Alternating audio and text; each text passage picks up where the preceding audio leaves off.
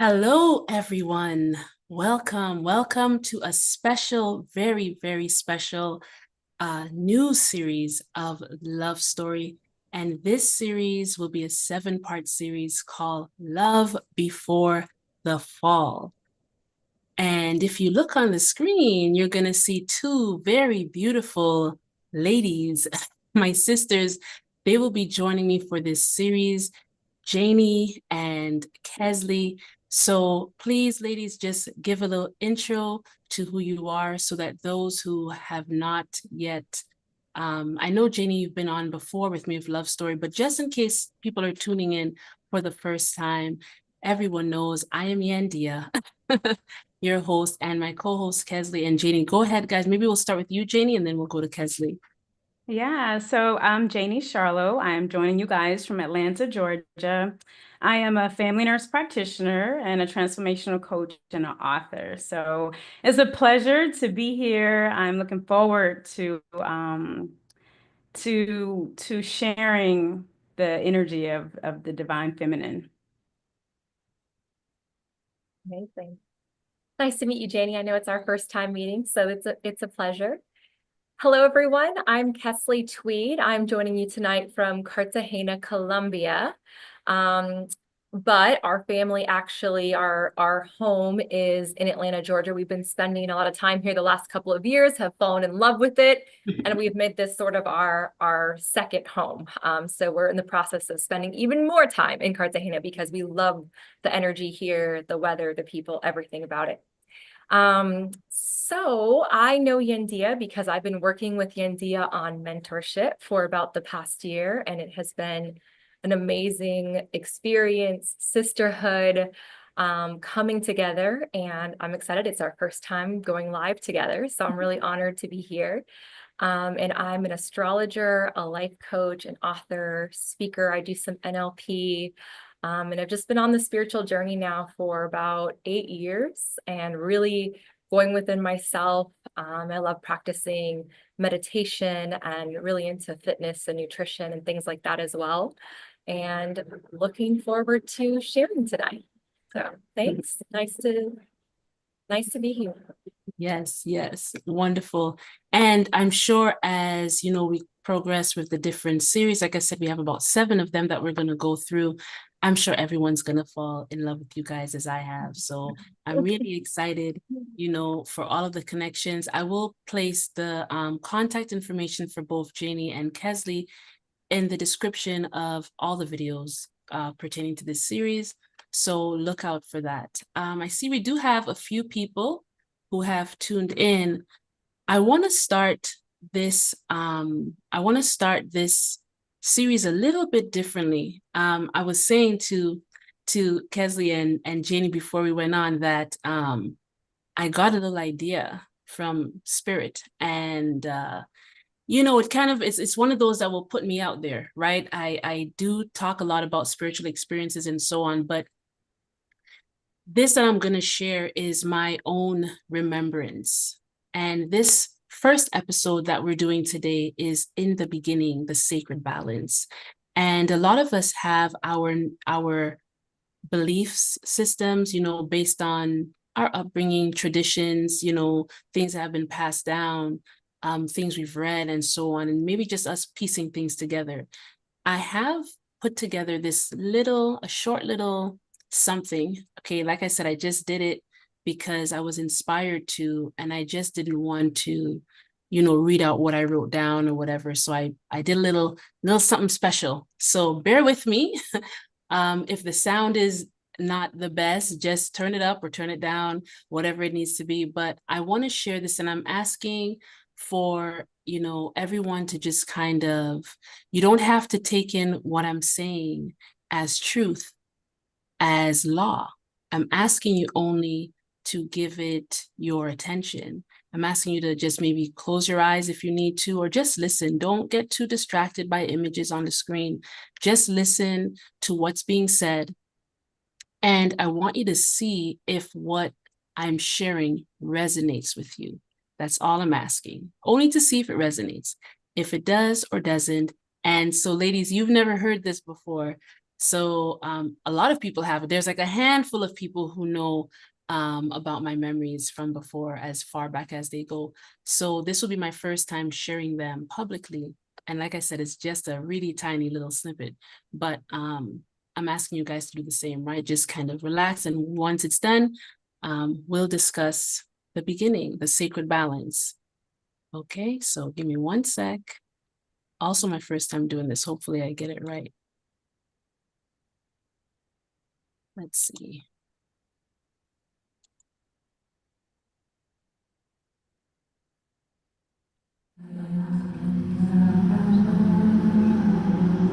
Before time was counted, before God had names, before stars or matter or memory, there was only breath. Not breath as air, but the original existence, silence with pulse, stillness with potential. The breath breathed itself. From the breath came a stirring, a movement without direction, a yearning not yet desired. And from that yearning, two currents began to spiral. The mother, womb of formless love, the father, pattern of sacred will. Welcome to Love Before the Fall. I am Yandea Naha Elan, and today we begin the true beginning. Not Genesis, not myth, but the story that lives beneath your bones. This isn't history, it's memory, and it begins with breath. The true beginning. The mother did not come from breath. She was the breath's capacity to hold, to surround, to womb the unspoken. She was presence before sound, love before choice, vastness before shape. The Father emerged not after her, but with her, as the breath's capacity to move, to speak, to form. He was the pattern, the sacred intention, the first yes. Where she held, he ignited. Where she waited, he offered. Where she dreamed, he gave direction. Together, they did not rule, they did not war, they spun. And their spinning birthed worlds. Two spirals, one masculine, one feminine, spinning in sacred harmony. I remember being in the feminine spin, holding rhythm, anchoring the void. The masculine spun opposite, not to oppose, but to create tension strong enough to form stars. Together, we seeded earth, not the earth you know, but the one beneath it, the blueprint, the sacred field. But even in the sacredness, freedom was given, and freedom birthed difference, and difference birthed divergence. We no longer saw the same, our spin lost sync and we fell. Not as punishment, but as those who would remember from within. We incarnated veiled, not to escape, but to rebuild. This was the fall before the fall, before Eve, before Adam, before religion. When we speak of divine union, feminine and masculine, we're not speaking of roles, we're speaking of forces that built reality. The war between men and women is not natural. It is a wound, a distortion, a spell. But when we remember the mother and father, the womb and the pattern, the holding and the flame, we begin to heal. Today, let this memory rise in your blood. You were born from breath. You carry both the womb and the word. You are not here to survive. You are here to remember the first flame. She remembers, he returns. and together we rise.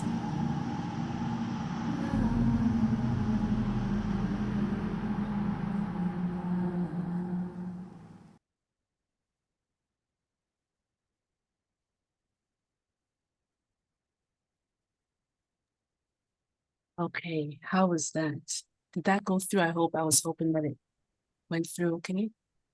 So just take a little bit of a deep breath or many deep breaths.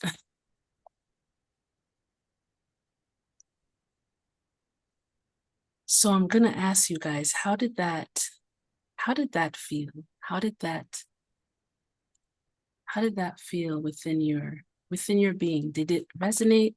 Did it stir anything? Did it remind you of anything? It felt like an activation. It didn't feel like I was listening to words and hearing it with my mind.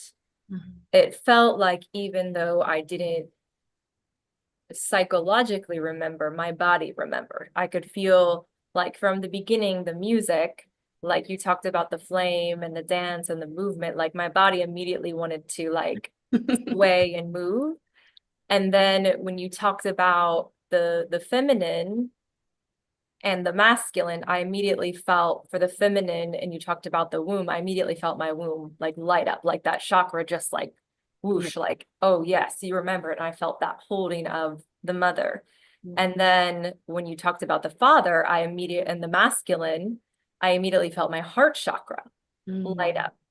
And then when you talked about the two wheels coming together and spinning, my whole like solar plexus and this like life force and this fire, right? We talk about the flame, like that's the chakra, that's the fire, like that lit up.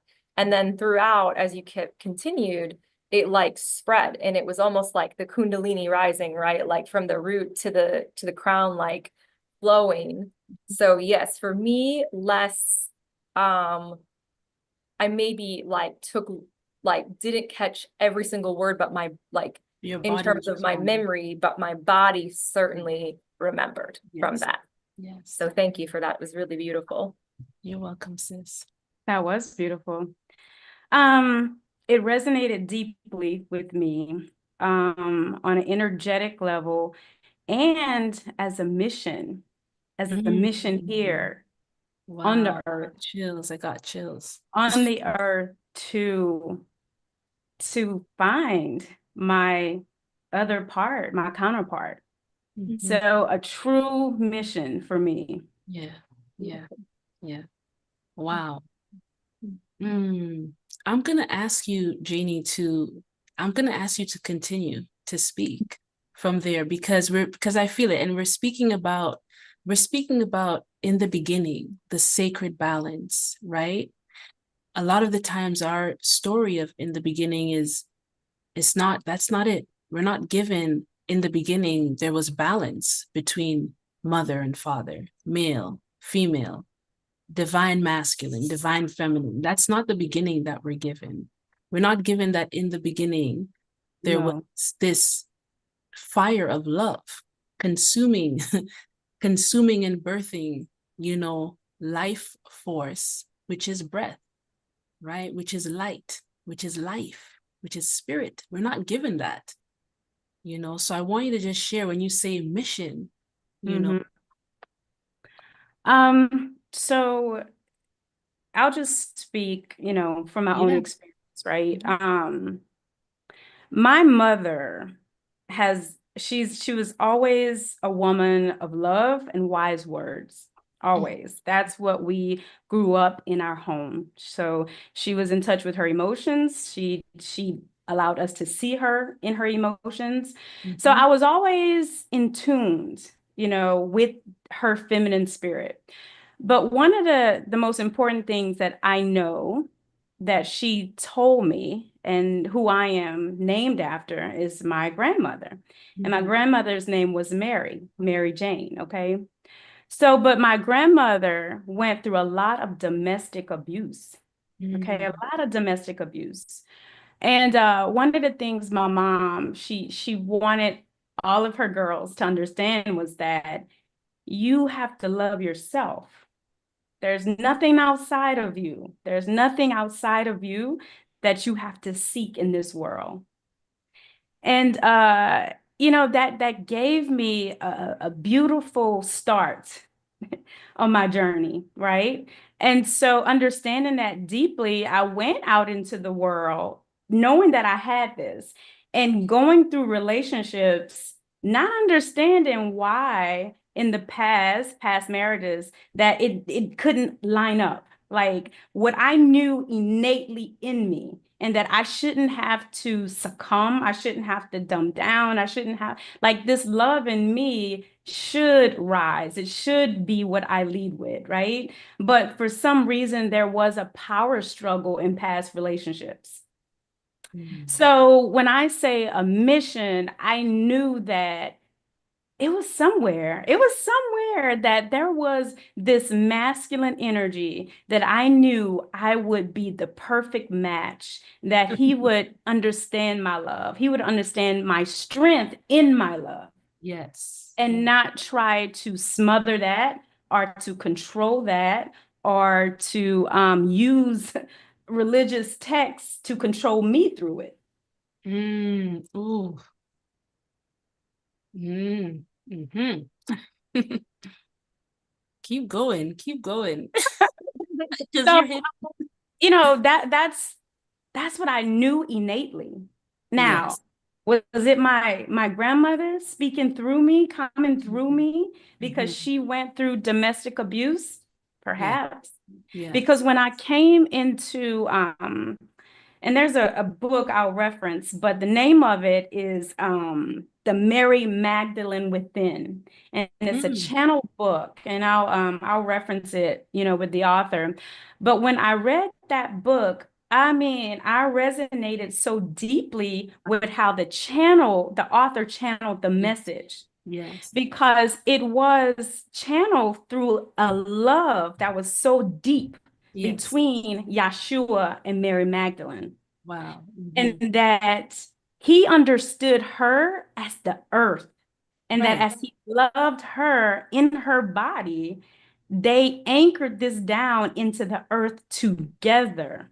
Right. And at the time, women were very suppressed, extremely suppressed during this time. Yeah. So that book really, really, really awakened what I had already innately knew to be.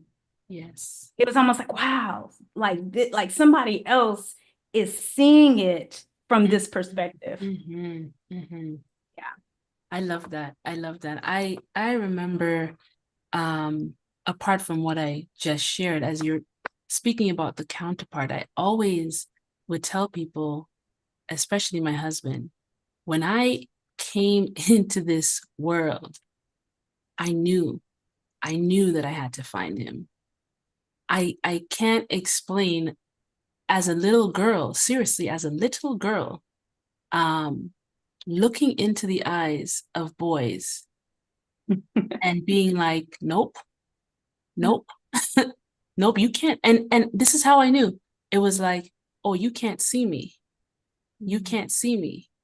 And I've shared with you guys before, separately, I think, and maybe even on here, that when I was 14 years old at my cousin's house, sleepover, only time I was ever allowed was her birthday party, and then ended up sleeping over at her house. And I was woken up by spirit who said, get up, you're gonna see a boy, right? And being that young, I mean, I know it sounds weird that, okay, so God told a 14-year-old girl to get up to go see a boy, but it didn't come, it was not a sexual thing. It was like, get up, and I knew exactly, because when spirit speaks when spirit speaks to me, I also see what I have to do, right? The word comes with instructions. So it was get up, but I knew I had to get dressed, go outside, walk to the store. I saw what that get up meant. And I told my cousin, let's go, we got to go to the store. And she's like, why? And I'm like, no, I gotta go, I gotta go. And so we just got dressed really quickly, went outside. And as I was walking on my way to the store, this young man passed me. He looked me, our eyes met, and I kid you not, it's like he looked right through everything. I felt like I was so naked. Like I felt like I was naked walking. And I remember feeling like, oh my gosh, he can see me. And at that time, I was already going through puberty. So, the nakedness I felt was like, he can see me. And I mean, it felt weird. And it wasn't my body that he was seeing, but it was a type of all those years, someone actually finally seeing me. And, the only thing I guess I could think about that was being naked, because someone actually was seeing me, the real person. And very different from people always seeing the outside, eh? And it would be years would pass. I wouldn't meet him again until I was 37. And I went to the store, came out, didn't see him. And that was the only person we saw was just him.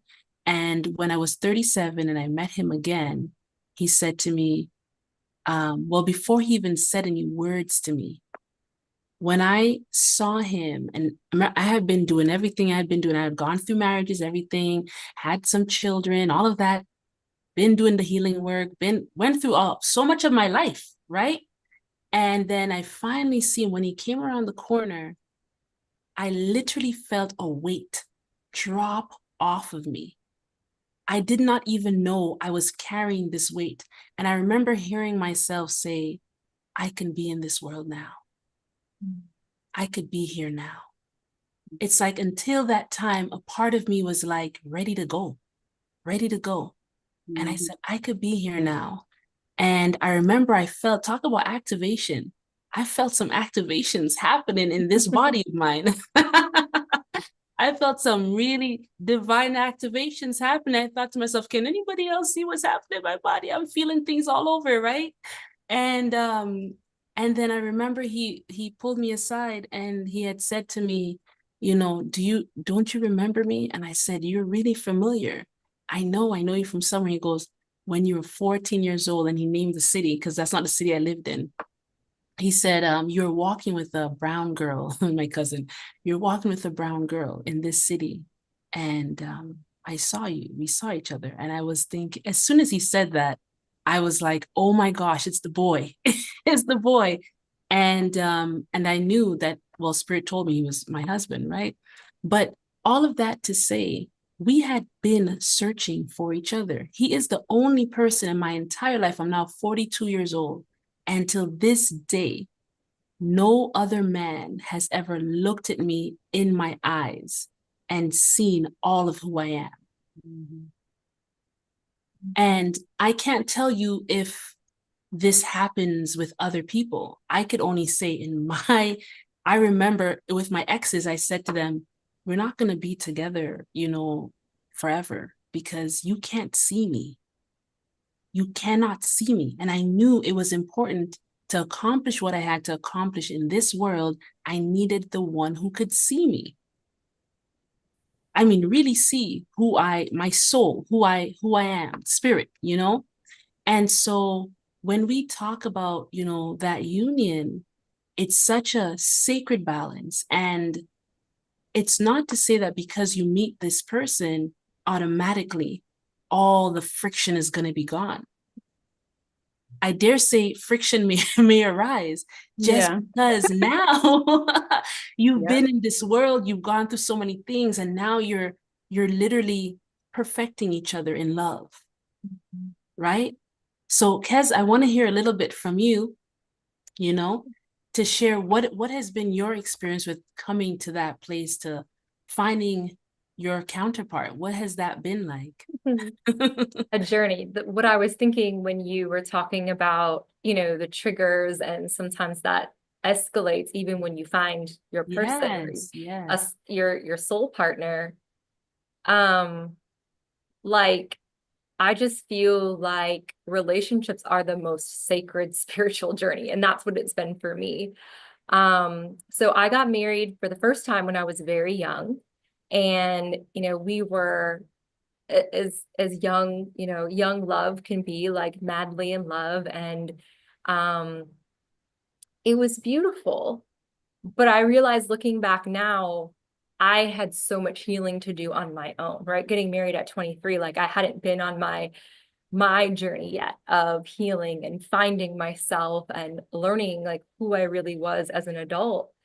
And so even going back further than that, I can see how as a child, I chose to pick up a lot of masculine tendencies, right? You could say it's past life, it's the fall, like but in this life, I can very specifically remember decisions that I made to believe that I needed to be in my masculine energy to make it in this world, to prove myself in this world. Like I even remember being in the corporate world and one of my previous bosses telling me, if you want to make it around here, you're not going to get very far by just being nice to people and smiling all the time. Like, not to say that that's what's all the feminine, but I was like bringing parts of my feminine self to that world. And, you know, there are certain points in life where I can remember where it was like shut down in different ways. Yes. And so that was a lot of the context of the first marriage, where there was this sort of power struggle, right? It was me trying to prove myself and climb the corporate ladder, and he was doing his thing. And instead of the union growing closer together, we grew further apart. We were still figuring out who we were. And so after that, that's really what ignited the healing journey that I believe was necessary in order to find like a soul partner, like the partnership that I'm in now, which I believe in soulmates, and I do believe this is a soulmate, like he is my soulmate. And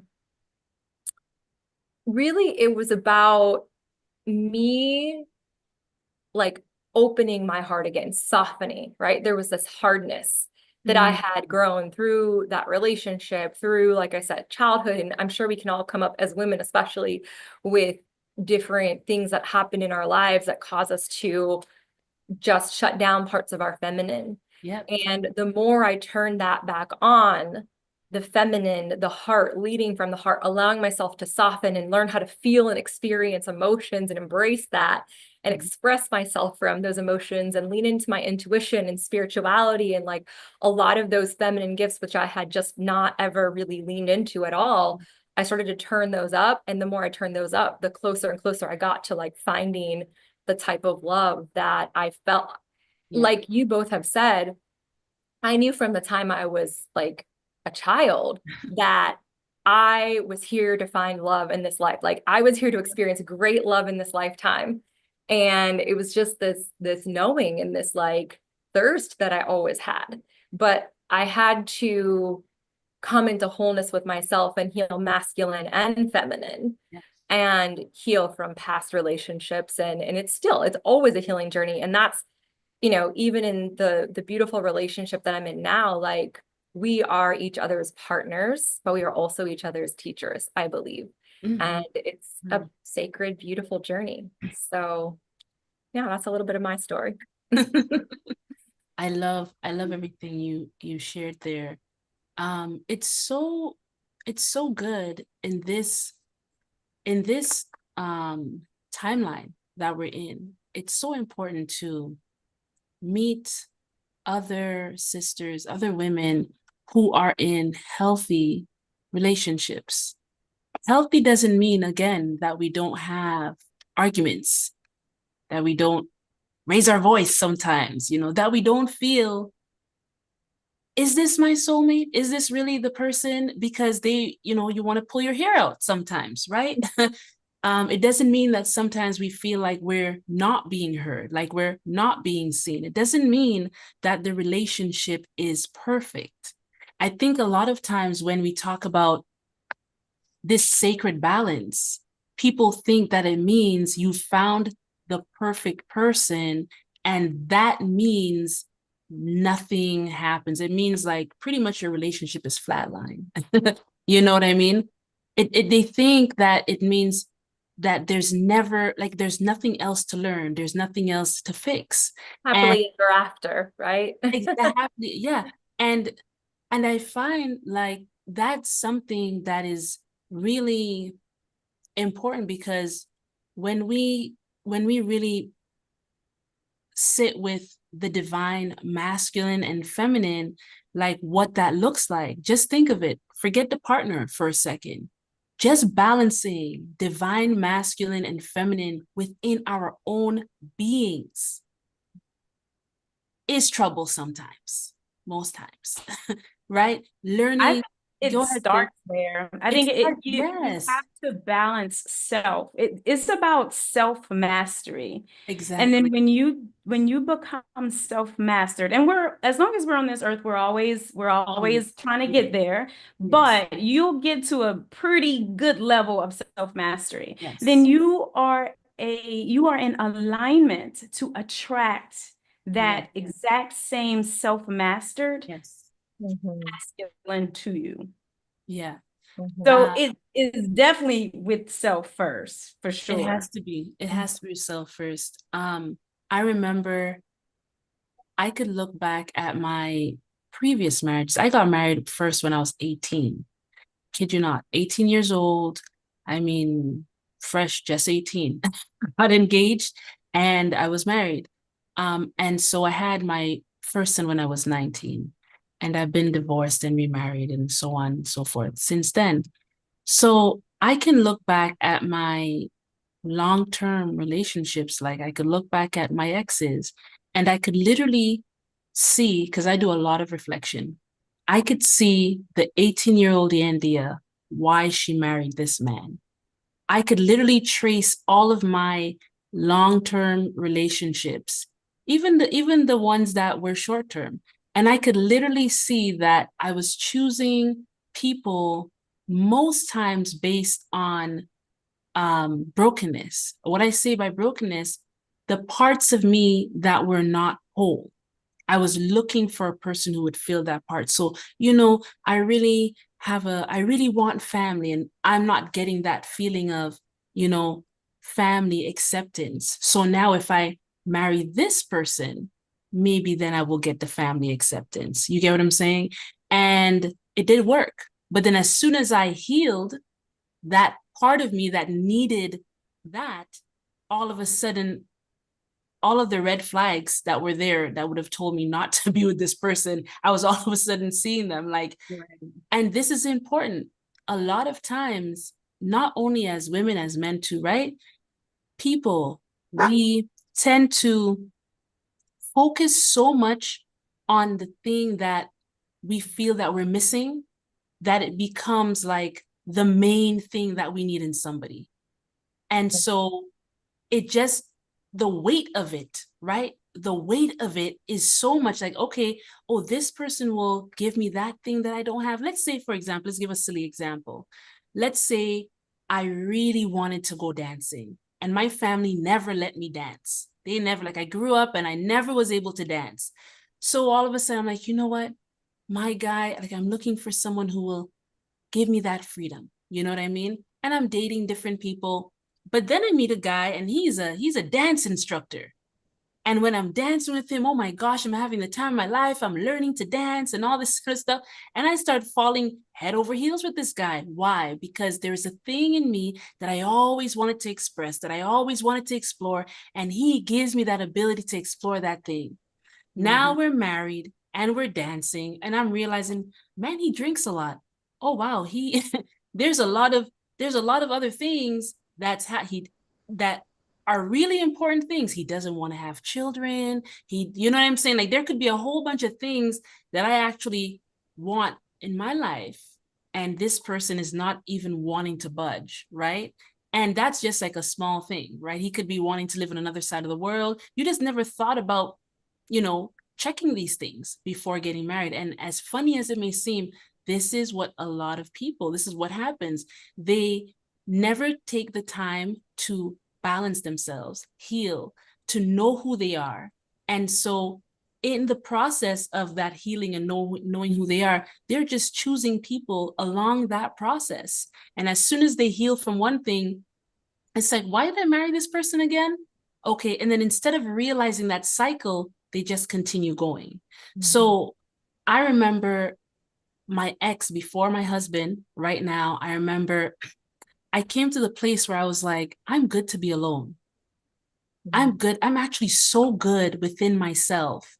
I'm actually really good to be alone. I'm not saying I hate men. I'm not saying relationships are good. I'm saying I no longer need a man to complete me, who I am. I am Yandea. I don't need a man to complete me. That's where I was, a full love with myself. I was finally whole. And as soon as I became whole, my husband showed up. As soon as I became whole, my husband showed up. And I say to people, being whole, when I say being whole, it doesn't mean that there's other things that you still don't have to work on, but it means you're no longer looking for, you know, who am I? You know what I mean? There's certain big things that you're just no longer looking for. So now you know who you are, you know what you're about. It still may not be super clear. I tell people all the time, you may not know all of who you are, but you could know all of who you're not. You could know all of who you're not. And that's important. So you don't need to know all of who you are, but you could know all of who you're not. And that's kind of where I was. I was like, I definitely know, I know who I am, but I definitely, more than anything else, I know who I'm not. I know who I'm not. I know what I don't want to do. You know what I'm saying? And that narrowed it all down. And so by the time he came around, I was really like, no, I think I'm good. I think I'm good. And if it had not been for Spirit saying, this is your husband, if it had not been for, oh my gosh, this is the boy that Spirit woke me up to see when I was 14, if it had not been for all these miraculous things, till this day, I would have probably still been single and happy. It's very different when you find that person. The light of who you are has to be the thing that they're looking for. They're looking for you. So I tell women all the time, if you want to find him, you have to love yourself hard. You have to know who you are. You have to not be, because if he's looking for A and you're busy pretending to be B, C, D, E, F, G, all the rest of the alphabet, but he's right there looking for A. You're A, but you haven't accepted that you're A and you're unwilling to be brave enough to say, I'm A and this is who I am. Love me or not, this is who I am. I'm A.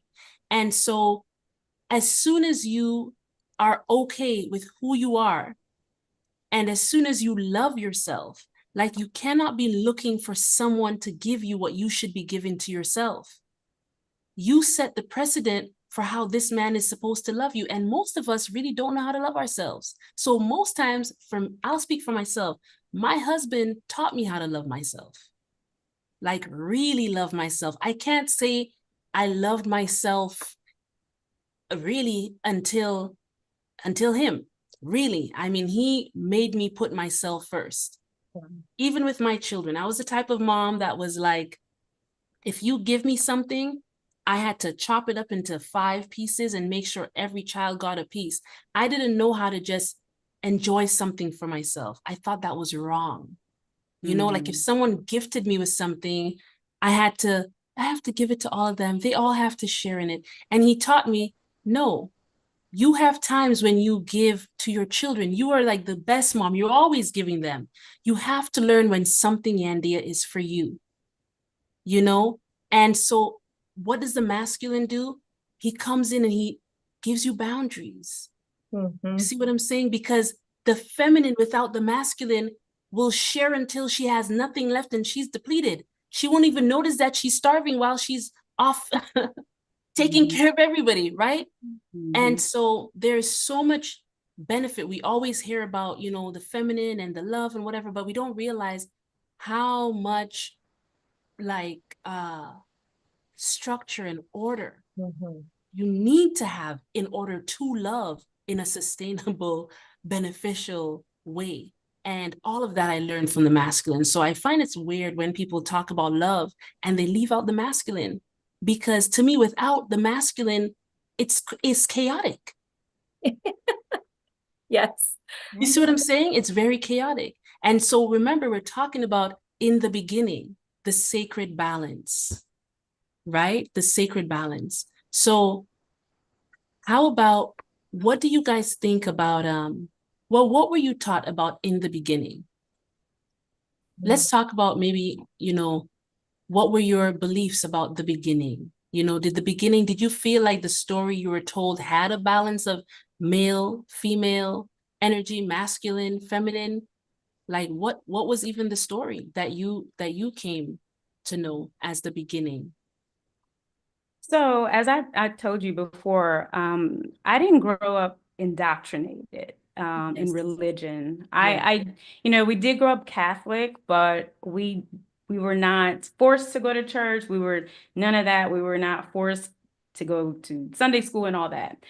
In our home, my mom was about love. She was about morals and she was about ethics. And she was like, you kids are going to get along, your siblings, and you're Yeah. going to figure it out. If y'all don't Yes. get along, y'all going to figure it out. Y'all going to look Yeah. out for each other. And that is how we operate to this day. So in our home, it was love. Yes. And that was how I went out into the world. And Yes. so I always had this compass. I always listen to my heart. I never steered from that. That's Yeah. why if I got off track, it wasn't long. To get back on. Yeah, and my current, like my divine masculine now, this will be like my third marriage. But my first two marriages, it was 2 years and I was out because it didn't take me long to know what wasn't showing up Mm-hmm. in balance, in love, even Mm-hmm. if it was masculine, because I had to balance, I had to create boundaries for myself. I had to create that masculine energy within myself. So what I started to understand was the feminine, what the love is in wisdom as well. Yeah. As you understand love, it becomes wisdom. It turns into wisdom. Wisdom for sure. Yeah, so I wasn't indoctrinated, but my love was my compass. My spirit was my compass. And then I'm so grateful for that. I'm Yeah. so grateful that my mom, that was what we did in our home. It Yeah. wasn't about, you know, knowing all the scriptures and doing all of that. It was about what is morally right here. And that's I what we're just gonna love that. do. Yeah. Yeah. I love that. Kes, do you have anything to say about that? Any Yeah, comments? I resonate a lot with what Janie shared. I was raised Catholic as well. Um, and we did go to church. I did go to what we called CCD, our education classes and Bible school. And I definitely remember being taught about the fall and Adam and Eve eating the fruit. Yes. And feeling like, I don't remember anyone telling me this, but feeling like, you know, Eve was the problem. Like Oh, Eve for was the sure. reason for the fall, 100%. right? Like 100.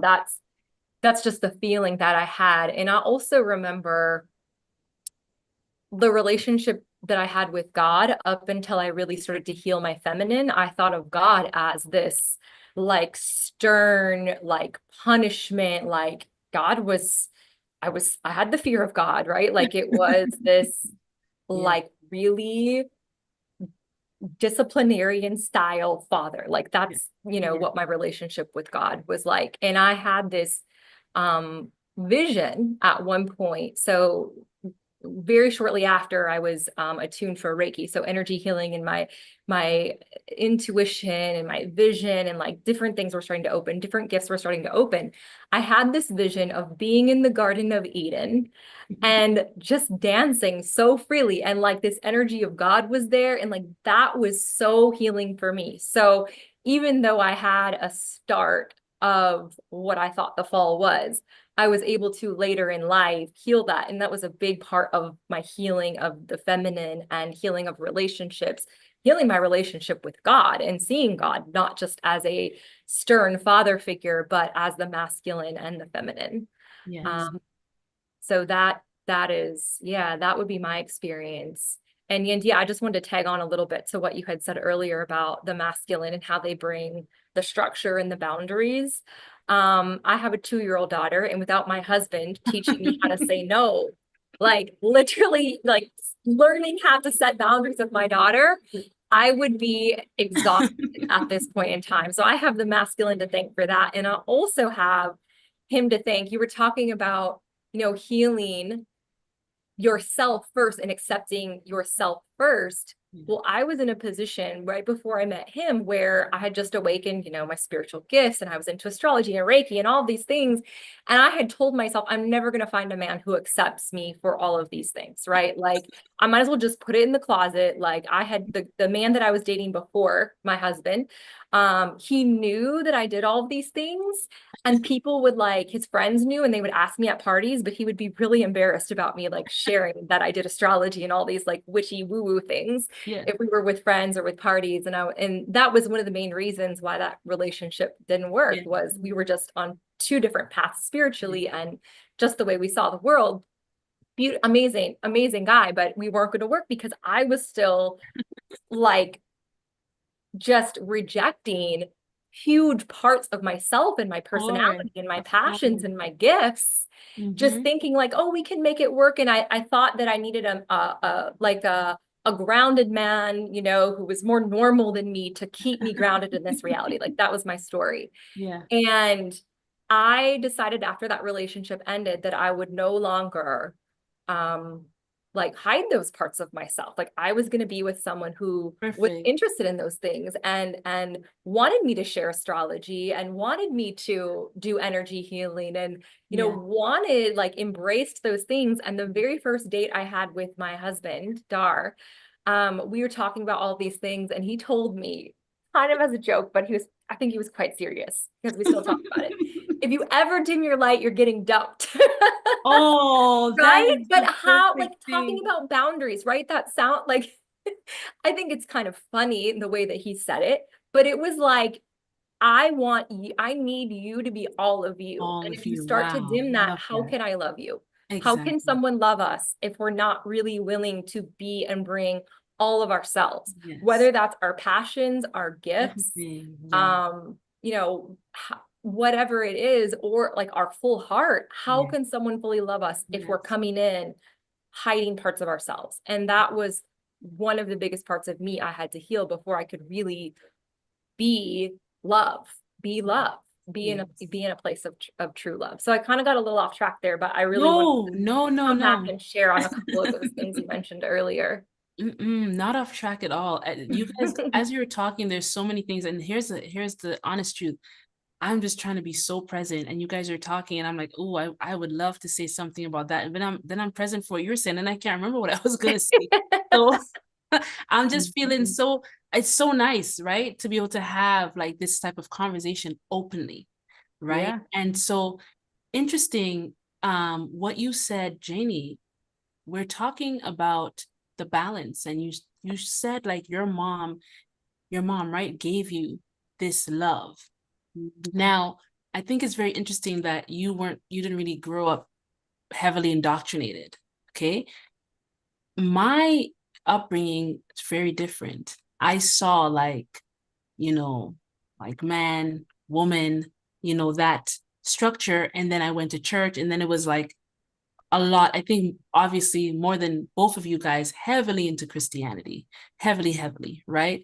And the Bible, right? And I could read the Bible and understand it because I had that connection with spirit. But then the doctrines, the indoctrination, the different denominations that want to interpret what the scriptures are saying. Then, so the doctrines came in, and then through the doctrines now was the condemnation, right? About being a woman, what you need to be able to do in order to love God. So I could say with my relationships, here's what happened. The woman is to love her husband as she would love Christ. And I love Christ. I love me some Yeshua. Those words are like gold. You know what I mean? They're speaking about love. And when the scripture ties in, love your husband like you love God or like you love Christ, then it does something in the mind of a woman. Because if what's being preached is love him like you love God, love him like you love God, and if you really love God, your heart is so wide open with all the forgiveness and all of the, whatever the case may be. And so the part that people usually miss is that the man is supposed to love you like he loves himself, to the point of giving his life for you. So there's a two-way thing here where, yes, you're loving your husband like you love Christ, but your husband is loving you like Christ loved the church to the point of death. So I dare say the doctrine should be, unless your husband's willing to die for you, unless he's willing to give his life for you and love you like his own body, you really should not be having that sort of blind love towards him. Do you get what I'm saying? Now, I know this, people are going to be like, oh, touchy, touchy, but I'm saying that this is the scriptures, right? And we're talking about balance. There is balance in that.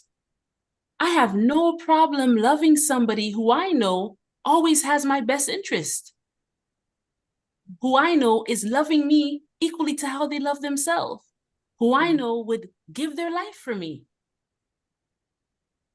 But it's difficult when women are forced all the time. You're hearing it through just talking about religion, submit, submit, submit, submit, regardless of how your husband loves you or how he treats you, how he honors you. You're a woman, you submit. Kez, you touched on it. Eve, it was her fault. But in the stories, right, that we're given, again, if you read the story for yourself, you're not going to get that message. If you read the story for yourself, you won't see that. You'll see balance. You will absolutely see balance. However, when the doctrines come in, when people who are not balanced start interpreting something that is balanced, it will become twisted and become unbalanced. And unfortunately, the majority of people don't even read for themselves. They don't research. So what they do is they go and they sit down and they just tell me what it says. And so unfortunately, we have a lot of people who have ideas that this is what God wants. This is what God wants. And being as young as I was, even though I saw that the scripture was saying something different, it was like, but all the denominations are saying it means this.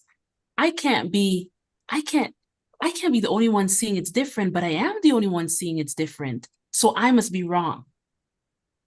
And they must be right. And then it's not until you start growing in your relationship with God, it's not until you start integrating higher self, it's not until you start knowing who you are that you start listening to the voice of truth within your own self to be able to say, oh, I see it now. This is what I know within me. This is what this says, but this is what y'all are saying this says. And you get to kind of see what's happening, right? That sort of indoctrination causes women to stay in marriages where they're being beaten up day and night, where they're being raped, where their children are being beaten up. For me, it caused me to stay way longer than I was supposed to. I was listening to, and not only to stay, it caused me to even get married when I shouldn't have gotten married because of the stigma about being divorced. If you're going to church and which I was, they literally called me the divorcee because I was a young woman with a baby. Yeah, my son was a baby, so 1 year old, and I was divorced. And it was like the divorcee. They didn't even bother learning my name, just the divorcee. Yeah. So you're going to a place where people are supposed to love God and, all of these things. And, being divorced is such a bad thing that obviously if you're trying to be part of this community, part of this fellowship, you're going to want to get married. You know what I mean? Because being divorced is just so terrible. And so there's a lot of things, there's a lot of reasons why people may get married. And there's a lot of reasons why people may stay married. And there's many reasons why people may get divorced. But I feel ultimately the key thing is within ourselves. Us who are, I think all of us are moms on here. You have a son, right, Janie? Mm-hmm. And we have, and we have daughters.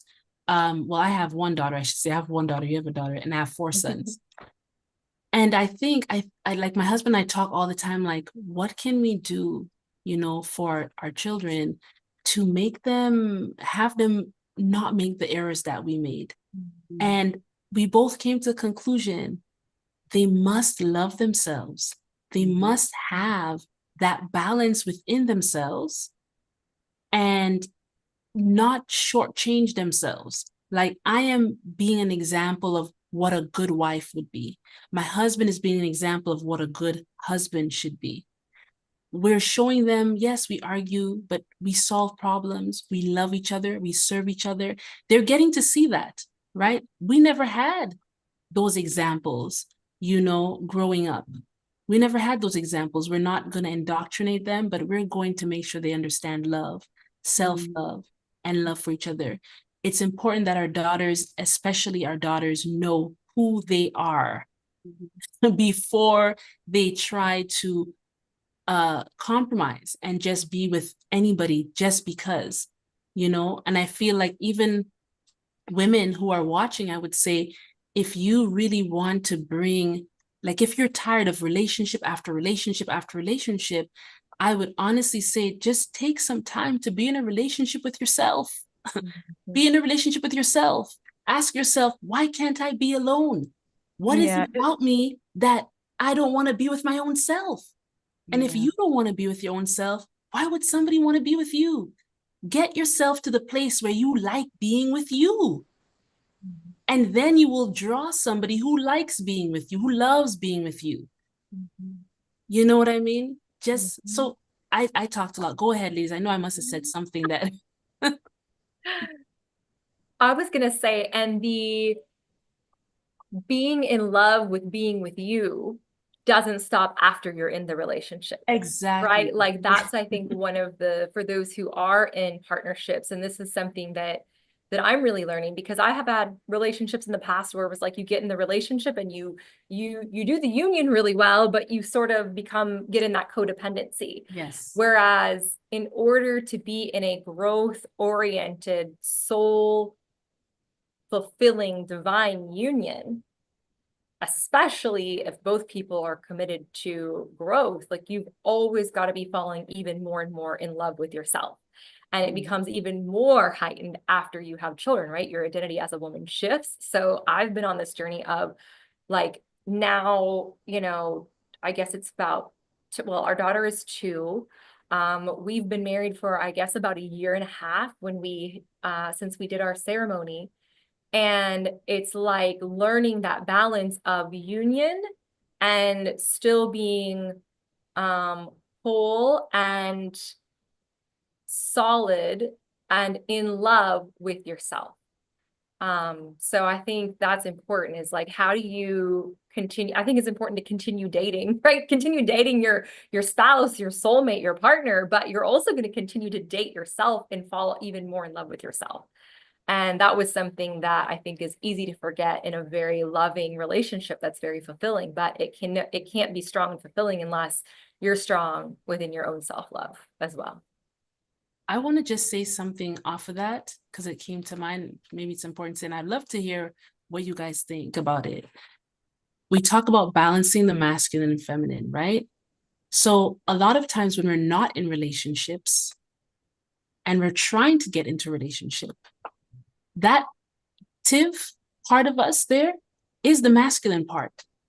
Is that active part is the masculine part. And when that active part is going, right? Because think of it, you have the, receiving, right?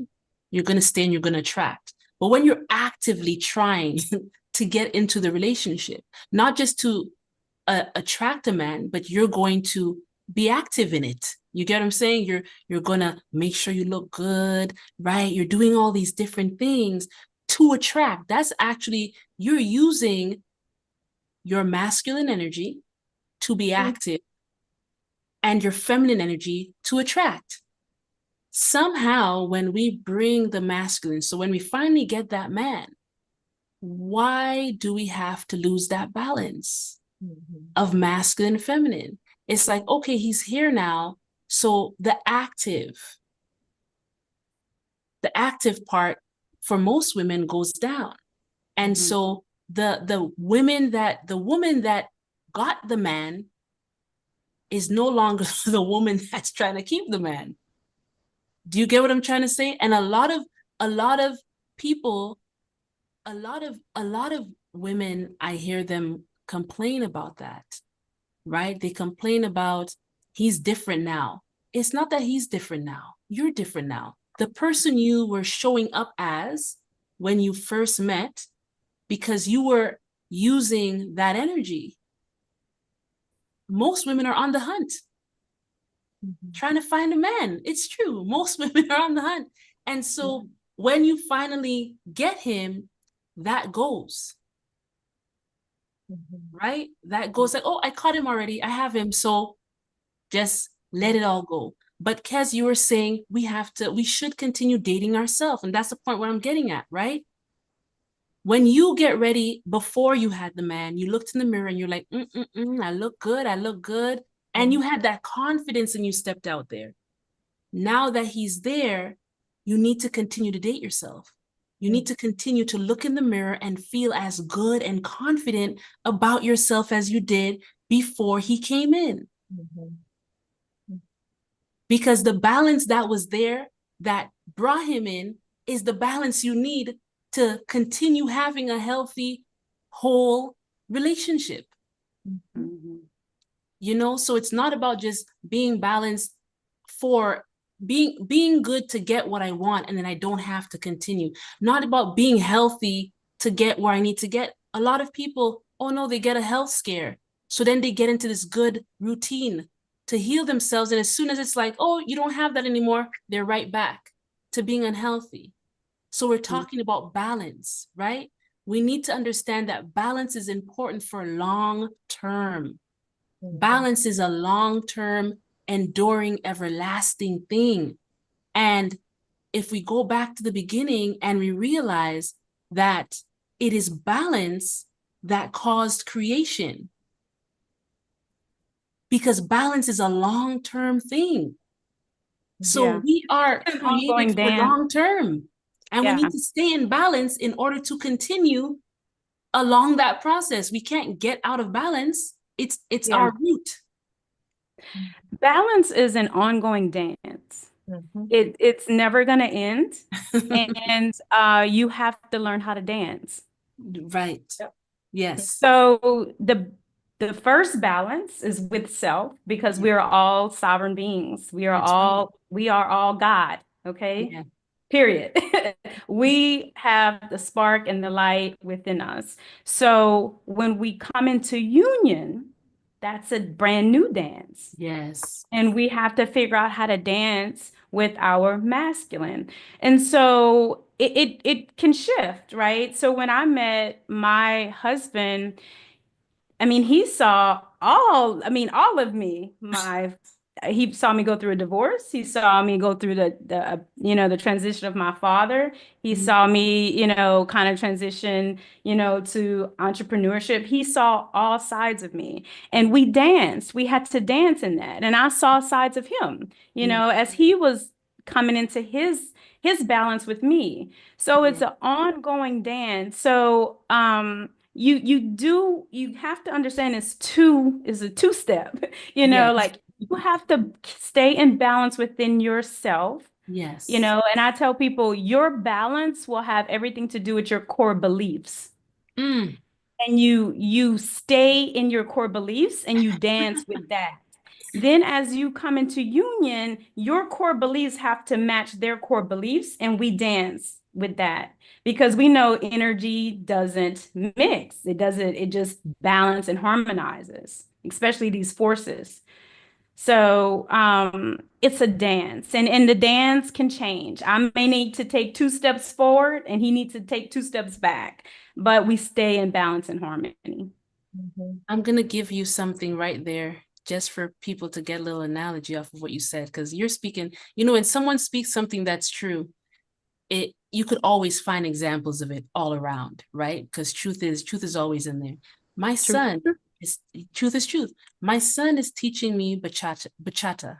Okay, he's teaching me. He takes classes with bachata and salsa. So on Wednesdays he teaches me, right? And I'm telling you, all this time he's been teaching me, I've been just here in flats and I'm barefoot learning. The other day I decided I'm going to throw on some heels. What am I doing? I got to put some heels on. Well, my core is not as tight as it used to be a few years back when I used to wear heels like all the time. Okay. My legs are still pretty strong, you know, still good, but my core just ain't where it was. And I put on those heels, and because my core is not strong, the amount of effort I had to put to find my balance within all of these steps that we were doing before. Do you get what I'm saying? Were easy. But now that I elevated myself, do you see what I'm saying? Now that I elevated myself with my little high heel stilettos, wow, my core, it really showed. I was really able to see where I need to work on. It's clear as day, guys. It's clear as day. I'm like, I need to work on my core, right? My legs are not the problem. My core is the problem. I need to work on my core. And so if we want to dance, like you were saying, sis, you were talking, I'm like, oh, this is the dance. This is the dance. Because it's a dance. Yeah. I said, listen, if we have to finish this, he was teaching me some new steps. I said, boy, let me take off these heels because I could be real with myself. I'm not there yet. I'm going to take off these heels, come to where I am, and I will learn and I will work on my core. So that's a question we could ask ourselves, right? Yeah. That's a question we could ask ourselves, because in the intro, remember, it talked about, it wasn't about ruling. It wasn't about war. It was about spinning. It was their dance. And there comes a time where, you know, yes, we submit to each other, but there's a time where you cannot have two leaders in a moment. You cannot. You cannot have two leaders. If I decide when I'm dancing with my son, for example, because we're talking about it, if I decide I'm going to be the leader and he says he's going to be the leader, it's a mess. Exactly. I have to, somebody has to lead. Exactly. And it's very easy. The person who's leading is the person who has the strengths in that area. If you don't have the strength, sit down. Let the person with the strength in that area lead. That's it. It's very simple. Yeah. And I think love teaches us that. Yes. That it's not about dominance. It's about collaboration for the common good, for the greater good. For the greater good. For the greater good. And love teaches us that. And for harmony. And for harmony. Yeah. Because what harmony and balance is, it teaches us that we could have so many separate parts. We could have so many individual and separate parts, but in homeostasis, in balance, in harmony, everybody could do their thing in the separate parts. So when we look at this in the collective, right? You know, we have people of different cultures, different religious backgrounds. We have people, so much individual and separate parts. Yep. But love teaches us that in collaboration, we come together in the wholeness. We'll take our body, for example, right? I have my lungs, I have my kidneys, I have my GI tract. They're all different. My fingers, my legs, everything is doing something different. And they all can't do the same job. But they are working in tandem. That's right. Everything is working in tandem for the complete wholeness of every cell in my body. And we have to, this is about humanity. The rise of the feminine is so that love is going to show us that in all of our differences, all of our separate parts, we can still come together in oneness and raise the vibration on this planet. Yes. And that is the beginning and that is the end. I mean, that was the whole story. So it is the beginning as it is the end. Yeah. Yeah. And everybody's going to come to that knowing in their own time. But the beginning is the end. And the end is the beginning. That's it. It's one. And the whole point of the feminine rising, not just within female bodies, but within all bodies, male, all bodies. It's an energy. Exactly, right? Yeah. It's principle. So you know, the feminine rises so that the true masculine can return. That's right. That's right. That's That's it. right. So that the true Resurrection. that's right. Yeah, that's right. But the feminine has to be remembered.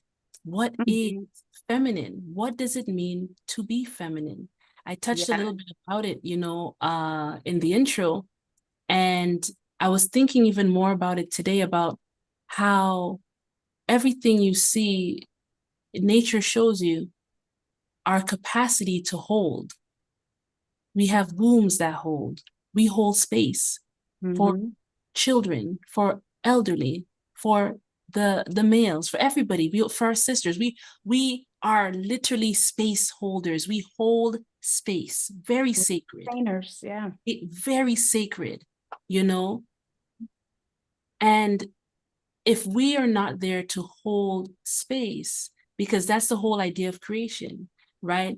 Mama held space and daddy inserted the idea, the divine spark, okay? All of that, it comes in so many different ways, all over the world, different traditions, languages, whatever when you go all the way down to the cosmology, it's not just one, it's not just a spark. Well, where did the spark happen? Oh, right, in the container, And the right? continue. In the container. So we see that it has always been mother and father. It's always been feminine and masculine principles. Like we're here because of it. Who is here? Who came here without mother and father? Which one of us? Which one of us? Right? And so we are all here because of that, and we honor, honor your mother and father. Right? Honor your mother and father. We honor our mother and father, not just physically, but energetically, spiritually, Mhm. always the divine masculine and feminine. Kez, I know you've been quiet for a little bit. I'm gonna let you have a chance to share on maybe something that you heard or anything you want to. Mhm. Well, one of the things that really resonated with me based on just recent growth and experiences and talking about this learning how to dance and how relationships are always that re I think of balance. I like the dance analogy a lot. The other analogy that came to me is if you think of two people sitting back to back, right? And you're each coming in with your full weight, your full power, your full self. But Yes. when you lean on each other, like fully, you feel completely firm and supported, right? Like it's a beautiful thing. But then when one person shifts, you sort of have to reshift and find that balance again. So that's another way that I think about that dance that happens in relationship and divine masculine and feminine. But another thing that really struck me, Janie, that you said was the word values. Mm-hmm. And I agree with you. In relationship, understanding your values and specifically what your values are in relationship um, can be so fulfilling and healing. We talk a lot about love languages, right? That's, I mean, one way of thinking about it, but an exercise that my husband and I did recently that really helped us just sort of shine some light on some of the times that there was like maybe miscommunication or we just weren't like fully in that like divine Mhm. balance was we both identified what's our number one value in it specifically in relationship, meaning what's most important for us to feel in relationship. And yes, there's a component of that that comes from you working together and the partner offering up opportunities to share that with you. I do believe that obviously relationships are about giving, like sharing that with your partner. If you know that the way that they feel love is through, we'll just use physical touch as an example, Yes. giving that is beautiful. And also we thought about how can we each give that to ourselves? What can I do? If I crave love, what can I do to feel loved? How can I love myself? If I crave, I don't know, let's say fun date nights, again, coming back to dating, what can I do to create more fun in myself? Yes. So Mm-hmm. I just really, when you said that part about values, it really struck a chord for something very practical that helped Yeah. us in a few different ways in our relationship. So thank you for bringing that up, Janie. Yeah, I think core values are so important. And for us, it is love. I mean, it's number one because Mm-hmm. in love, I could respect you. In love, I can Yes. honor you. In Yes. love, I could serve you. In love, I mean, love Everything, is the anything. root. It is Mhm. the root, is the essence of who we are. So that is our core value in our home. That's what we teach our kids. That's how we live in our home. Not just talk about it, but we Yes. embody it. And that's what we are. So core values are so important because I think people are out here trying to get into relationships and have no idea, have no foundation. Like Yeah. you're building something on quicksand. And the moment, because you're going to be tested, it's not a matter of when, because it's going to happen. Do you have the tools in your toolbox for Right. when it does happen? Yes. Yes. Yeah, so true. Absolutely. So core value, and if your core values, because our core values is what defines us. Mm-hmm. I mean, it is what we are, right? Mhm. And if you don't align in that, then you should not even get into any type of relationship Yeah. at all. If the core values don't align, y'all don't align. Yeah. I believe that. Yeah. Can I say amen? Yeah.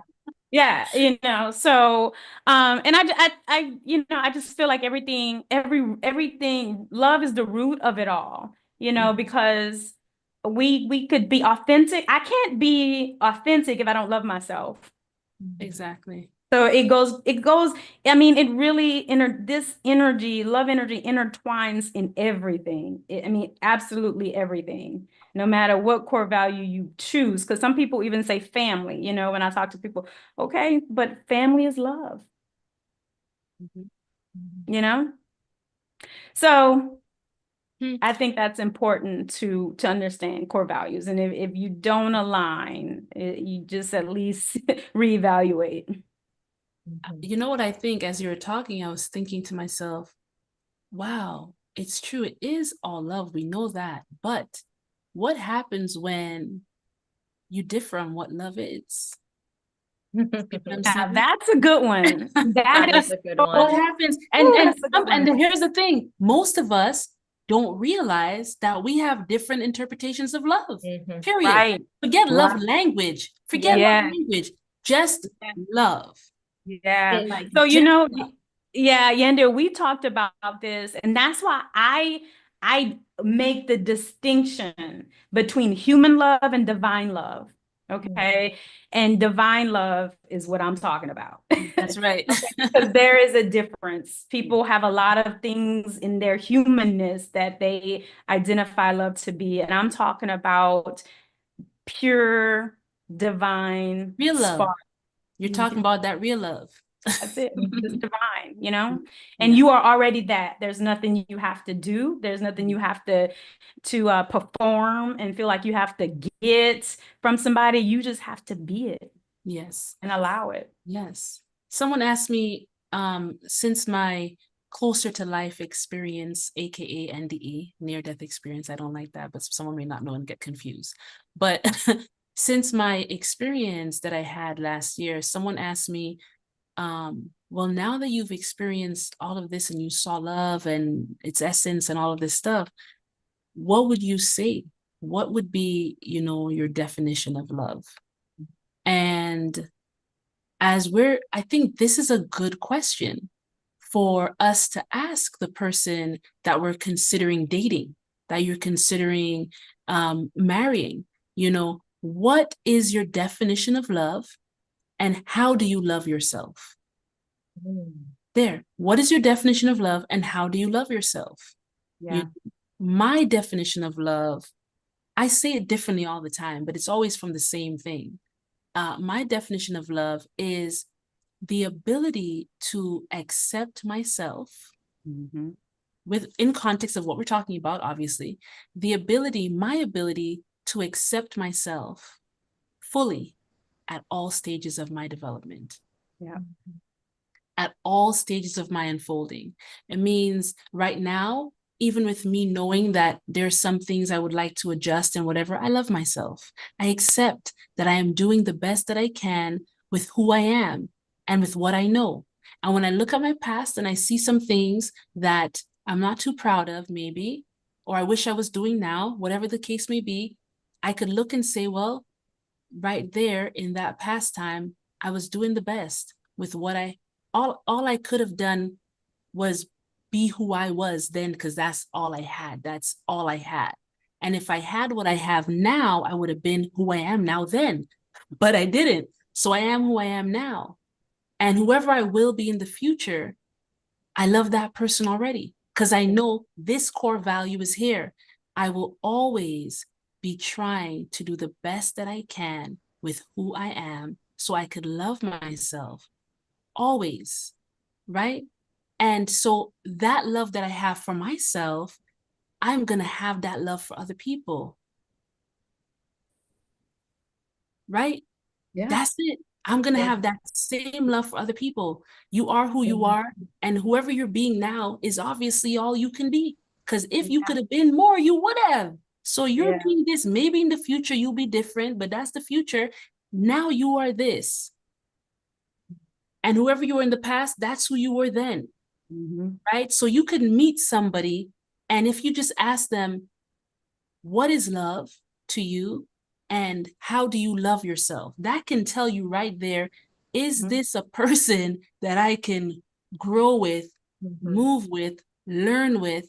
You know, sometimes you're going to have to be sandpaper to each other, but that's okay because we get love. Yeah. Yeah. When you said, Yandea, what is love? Immediately the words that came to me were seeing God in the other person or in yourself. Oh, Right. nice. I can't say that I'm there every single moment, every day, but that is when I think about divine partnership, right? Like as a partner, as a woman, as the feminine, I feel like when you are with this masculine energy presence being, it's like you're able to see like this mission for them, this vision, like this God in them. And it's like you get the honor of holding their hand and like watching that and seeing that and helping with any insight, anything you can do along the way. And like that's one of the, one of the ways I think about like divine love and divine union. But also the journey that I know that I'm on, right, is also seeing that in myself more consistently and bringing that out. And yeah, so when I think of what is love, I think of seeing God in Yeah. whoever the love is for, yourself first, obviously. Yeah. Yeah. So yeah. Yeah. And I've come to know this beautiful divine love is the full radical acceptance of all that is. Yeah. Yeah. And that's within ourselves, that's within our divine counterpart, that's within the world, that's within the earth. Yes. Is full radical acceptance of all there is, and knowing that love is in that, even if it doesn't look like what we think it should look like. Yeah. I will end with this. God is love. Yeah. God is love. And here's the thing that we often do. And if we could maybe leave this as a little thing that we could all meditate on tonight and until our next episode, perhaps. But God is love. And if you think of it that we have all come to have a knowing about or a belief about what love is. The world has tried to teach us, our experiences have tried to teach us. We've tried to learn and unlearn and, come up with what is love. But sometimes we can falter in that, in the sense, like we said, God is love. And so someone now might say, well, I know love to be this. So I know love to be, tell me yes whenever I want to hear it. That's love. And so if someone is saying yes is always agreeing with me, that's what love is, always agreeing with me, then that means God has to always agree with me. because God is love. Do you understand what I'm saying? So all of us may have different understandings of what love is, and then we try to put God in our understanding of what love is, to say, God is this, my understanding of love. So then we end up all with different understandings of what God is.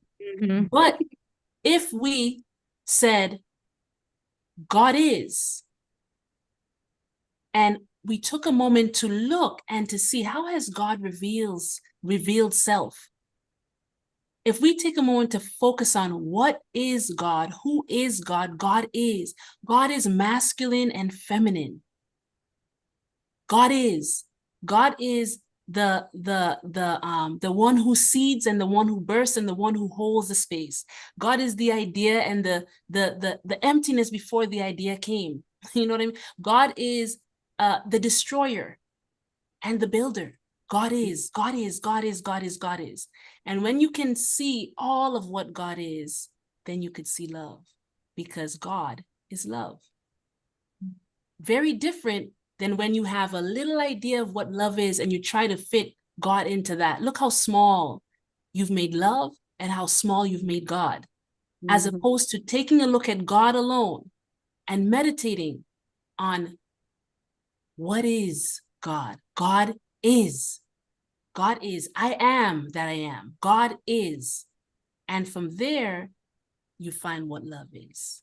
And from there, you can love a whole lot more than you ever thought you could. You know, from that perspective. So, ladies, it is about time to wrap up. I want to thank everyone who has tuned in. I'm going to just take a quick look. I don't see any questions, but I want to thank those who stayed on, and also those who didn't tap in for the live, but I know I always get so many other people watching it after. So I just want to thank everyone who was here with us, who joined us tonight, Sundays at 7:30. Join us we're going to be doing this, like I said, 7 episodes. This is episode 1. We're going to break this whole conversation down, and we're going to talk about it 1 episode at a time. Today was in the beginning, the sacred balance. Next week, we are going to discuss, yes, we will reveal how the sacred balance was hijacked, how distortion entered spiritual systems and rewrote the truth. So this is going to be spicy. I think, it would be great to have, it's going to be great to see, the people who would comment. I encourage everyone to comment and share your thoughts, and lend to this conversation on love before the fall, and what we want love to look like going forward, right? So again, I thank you guys for joining me, the most beautiful co-host someone could ever ask for. So so much, so beautiful. And we will see you next Sunday at 7:30. Remember, if you would like to join, or if you would like to be on one of the episodes of Love Story, just send me an email at lovestoryforyandea@gmail.com. And we will see you next Sunday. Bye-bye.